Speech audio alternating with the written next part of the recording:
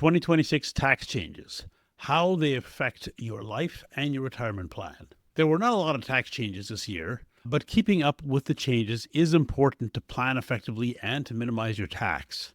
So in this post, what you're going to learn is what's new and relevant for you in tax 2026. How will the changes affect your life? How will the changes affect your retirement plan? What's Ed's advice on the FHSA versus home buyers plan? What's the latest on ITF accounts and joint name principal residences? And what is Ed's view on these changes and why they were done? Okay, so the first thing is there was a small tax reduction. Now, we always like tax reductions, even the small ones. Now, so basically all of the tax rates and brackets were left the same except one. So there's a 0.5% reduction from 15% to 14.5% tax rate for the lowest tax bracket. Okay, that's for people making up to $57,000 a year. It's a reduction of 1% from 15% to 14% effective July 1st. So half the savings are in 2025 and half in 2026.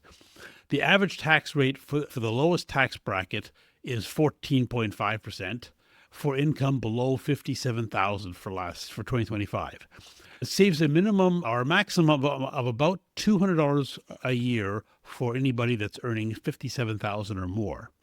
Now, it reduces refundable tax credits by the same 0.5% amount. So if you get large tax credits, they could theoretically fully offset the lower tax rate. Okay, so therefore they also had the top-up tax credit. So this actually makes sure that you don't pay more from the lower tax credit rate than you save from the lower tax. So now there was a lot of larger tax credits. So this could happen if you have tax credits that are more than your income after deductions. So the tax credits include, medical expenses, CPP and EI contributions, tuition, student loan interest, donations, dividend tax credit, disability and caregiver credits, pension credits, HST, and the first-time home buyers credit. So it's not unrealistic that people would actually have more in credits to taxable income. So there's an extra credit to make sure that if you have a lot of credits, it'll wipe out the savings completely, but you won't end up paying more. The second big thing is the home buyers plan increase. So it's been increased to $60,000 per person with the first repayment in the fifth year after withdrawal instead of the second. So that's all a very, very positive. So this means a couple can save up to $200,000 in accounts where they get a tax deduction for the contributions. So this includes $60,000 each they can borrow from the RRSP in the home buyers plan, and $40,000 each can contribute to their first home savings account, FHSA. That's $200,000 total. So now my advice here is that essentially everyone should use the FHSA and get a tax-free withdrawal. But try not to use the home buyers plan if you can get your 20% down without it. Since you're borrowing from the RSP at the rate of return that your investments in your RSP make.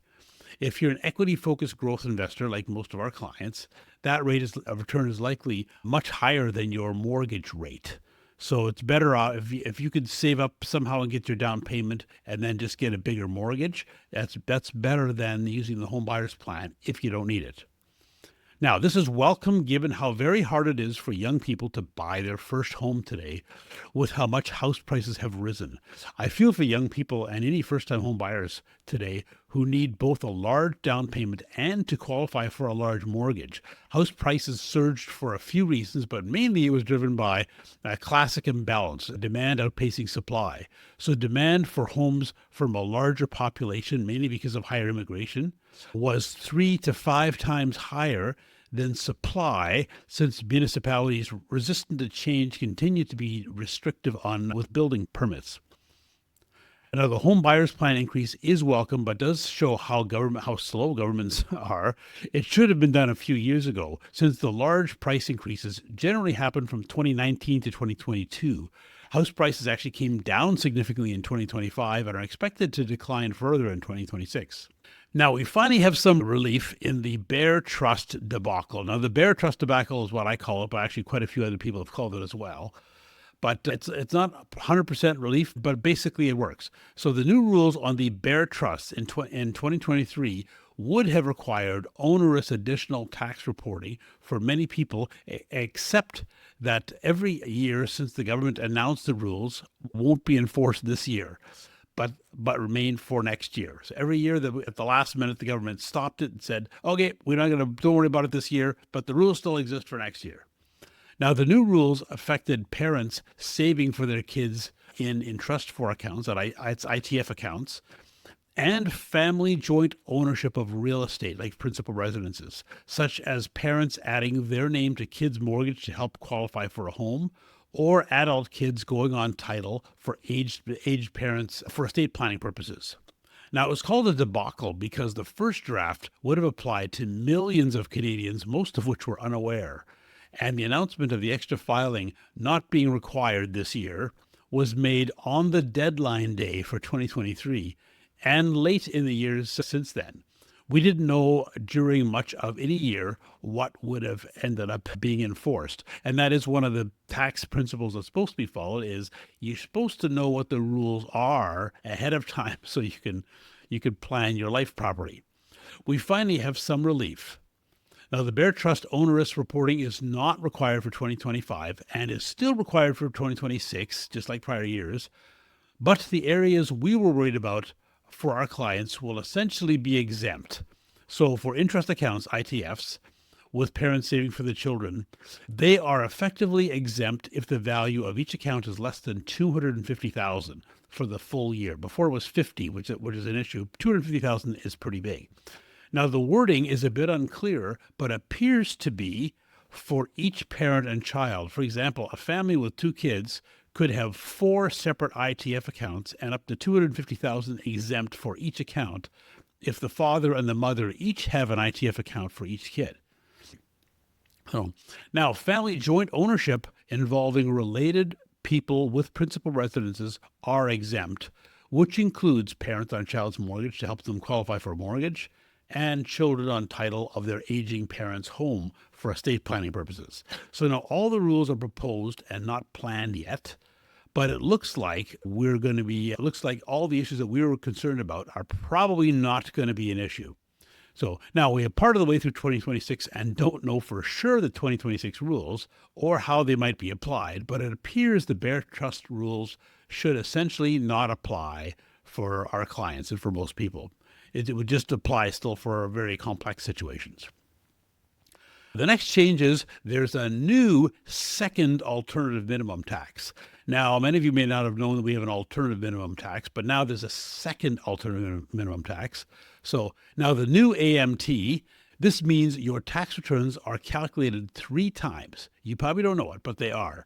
So once the normal way and once for each of the 2 AMT rules. Now, you pay whichever of the 3 is the highest tax. The new rules mostly affect large capital gains and large donations. So you may get this tax back over up to 7 years if the high capital gain or donation is a one-time event.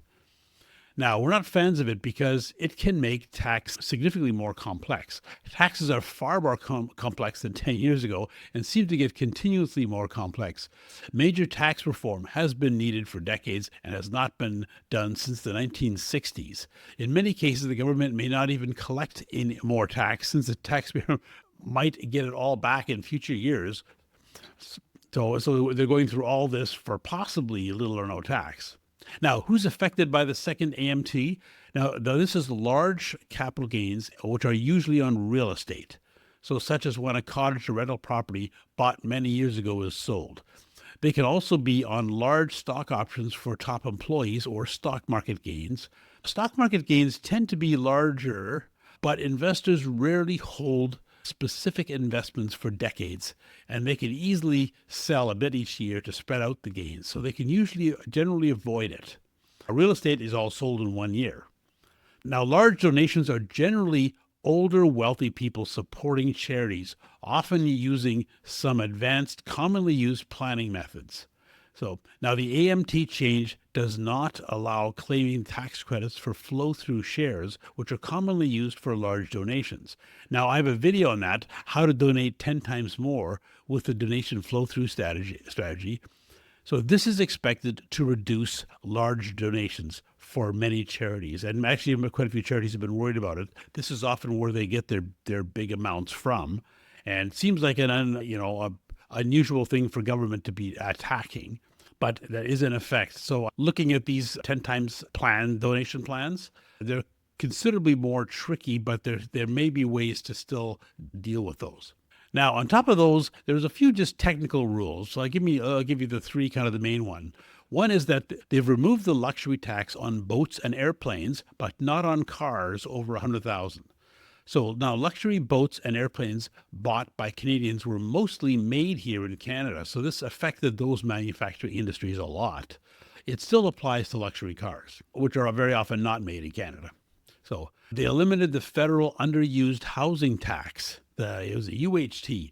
So the underused housing tax, the federal one, is gone. Now, this was a 1% annual tax on the value of vacant or unused residential properties owned by a non-resident, non-Canadians. This has been eliminated, effective for 2025 calendar year.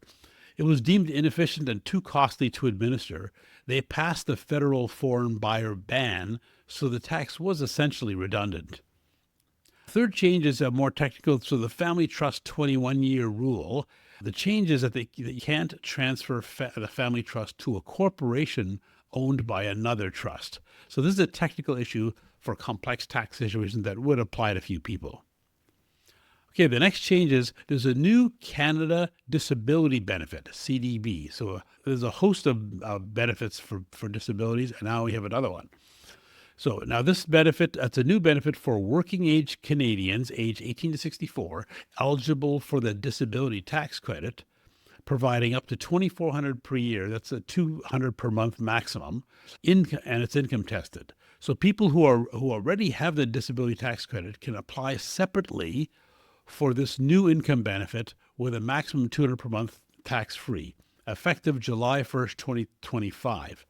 For single people with a net income less than $23,000 and married people with family net income less than $32,500. The benefits reduced by 20% of your net income from $1, except employment income when you can earn at least up to $10,000 before having had the benefit reduced.